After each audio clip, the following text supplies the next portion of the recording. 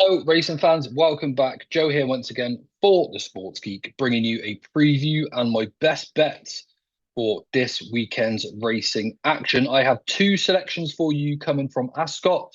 I have one coming from York, but here at the Sports Geek, I do already have a runner by runner guide and a preview for the highlight race of the weekend, which is called the King George and Queen Elizabeth Stakes at Ascot, featuring the likes of Calandigan, Mini Hawk, Calpana, and plenty of other top group performers. In this episode, though, like I said, three selections for you. And the first of the three comes in the 145 at Ascot, which is the Princess Margaret Stakes, the Japan Cup Stakes. And heading the bet in here is Alta Regina at 11 to 4. We have Dark Issue at 3 to 1. D's Funny Girl at 6 to 1. Moonrise at 13 to 2. Velocity at 10 to 1. And then any price you like for the remainder. This actually looks like a really good race for the fillies, headed by Alta Regina for the El Jahani team in the Watnan Silks. Now, she's actually a really nicely bred daughter of Sioux Nation, and she actually made a perfect start to her career by winning while at Lingfield on debut, before actually producing a really good effort where she was sixth in the Queen Mary at Royal Ascot, just over 3 lengths behind Ballydor's Victorious, which obviously stands up as some really good form. Both of her starts have actually come over 5 furlongs to date as well. I think the step up to 6 furlongs is likely to actually bring out a little bit more improvement in her too. So it's not surprised to see Alta Regina at the head of the market. She does obviously come here with a decent chance. Glorious Game, Velocity, and D's Funny Girl all bring solid each-way claims into this race as well. But the one I'm actually going to side with here is one of my best bets of the weekend. And that's actually the Richard Hannon trained Dark Issue.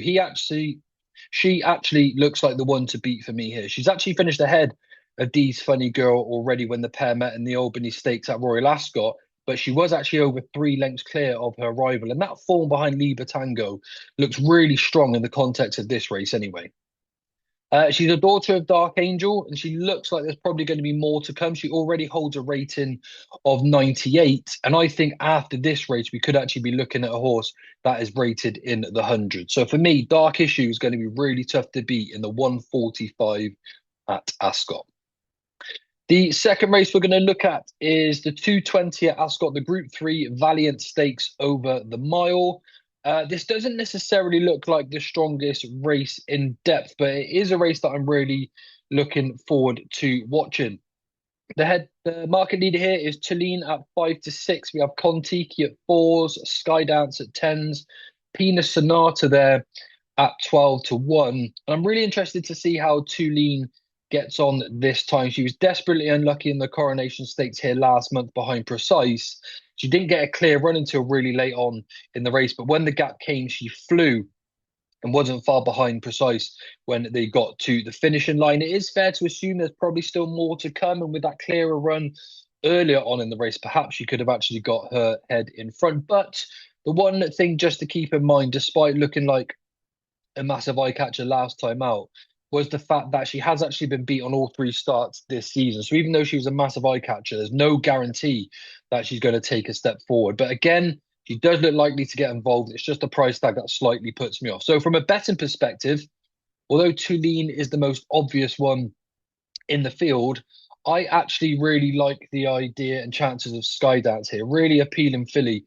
Very possible that she's much better than the 3-year-olds as well in this race. She was pretty good at 2, but she definitely looks like she's taken a bit of a step forward because she actually beat Thundering On in her maiden to start off this campaign. And obviously she's gone on to win the Oaks. So that form is really well represented, very strong form. And any natural progression from this filly gives her a really good chance of going well. Plenty of upside, and you can get a double figure price about her chances. I think the 10 to 1 each way on Skydance is a really good price. My final selection of the day comes in the 452 at York, the Sky Bet handicap over 7 furlongs. You have Mr. Noble at 11 to 4, Raging Raj at 7 to 2, Return of the Gods at 9 to 2, and then 8 to 1 bar those. But this looks set to be an absolute cracker. Mr. Noble does jump off the page immediately, looks like a horse that is a potential improver, and his turf debut last time out offered plenty of promise despite finishing 6th. A really good traveller. Seems to be a horse that works quite nicely. You can probably expect that the step up to 7 furlongs will probably help him out a little bit more. He did get a little bit outpaced last time over 6 furlongs. So the step up to 7 would seemingly suit this horse quite nicely. But again, I do have quite a strong fancy in this field, and that is Return of the Gods for Ed Bethel. He's a horse I've actually really enjoyed watching, a really powerful mover, and he is a horse that's improving run by run. I think it's actually quite a positive that he still looked quite green in his races, because that actually suggests to me that there's still plenty of improvement to come when the penny drops. He could still be really well treated from this current handicap mark. His latest attempt was actually his first start over 7 furlongs, where he was traveling really well. He actually hit the front quite early and wandered around a little bit in the final furlong. But I just think that he got a little bit lonely. But after that, he stuck his head out, got back to the task, and wasn't for passing. So again, I think he probably won that a little bit more cozily than what the winning distance suggests, especially if you go back and watch that race. It probably is one that's quite worth going back and watching, actually, because he looks like a horse that has so much upside. If he gets into a rhythm a little bit earlier in the race, he could be 5, 6, 7 pounds ahead of his handicap mark. Really likable horse, and Return of the Gods is the one that gets the vote for me.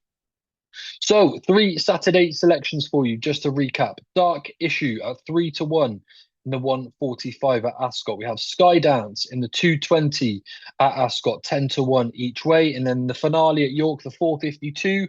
I think Return of the Gods is going to be really hard to beat at 9-2 as well. Don't forget to check out my runner by runner guide for the highlight race of the weekend, the King George. You could probably add that selection and make a lucky 15 out of the 4. Hopefully, we can have a nice, profitable weekend before we head into Glorious Goodwood next week, where we have a whole host of group action. And I will be covering every single day here at the Sports Geek too. So don't forget to like and subscribe, gamble responsibly, and I will see you all real soon.